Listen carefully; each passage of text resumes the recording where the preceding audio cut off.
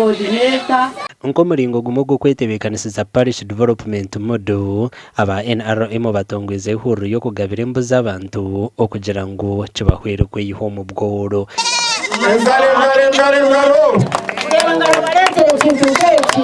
Kate Kahimakazi umwebembezi wabo mugombo regiye nagira ngo bashaziremo kutunga embuzi okugira ngo parish development model yaza kwija ebajero mugasho. Kero muranga gwa buri mukazi wena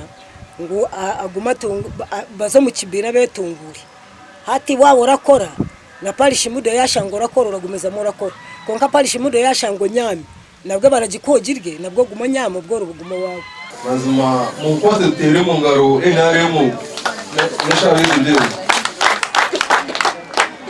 so kintu cy'umunonga abantu mukayita mu maka aho kuba abasipire tura kwata kwatu wakutakora ngo waburuzi nkeje bikarasha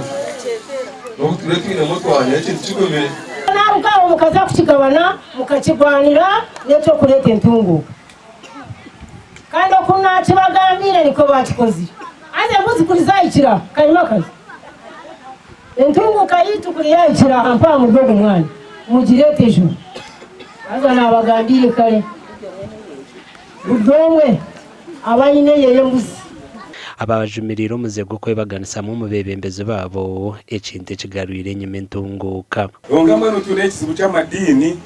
abanyekundire tokancho barabulemu amadini garione gatanya kuza abantu abanya-Uganda kandi na Bible twehanangiriza ukwebaganisamo abantu n'ekibi buri muntu bamukwasize mbuzemwe